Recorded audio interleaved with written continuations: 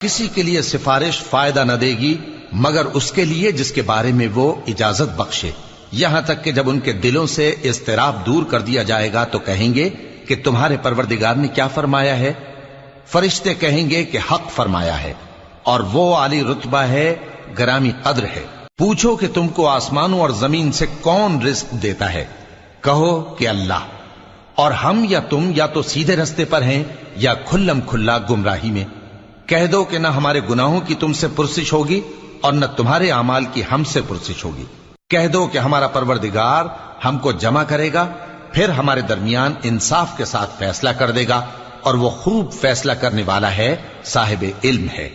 کہو کہ مجھے وہ لوگ تو دکھاؤ جن کو تم نے اللہ کا شریک بنا کر اس کے ساتھ ملا رکھا ہے۔ کوئی نہیں، بلکہ وہی اللہ غالب ہے، حکمت والا ہے۔ اور اے محمد صلی اللہ علیہ وآلہ وسلم، ہم نے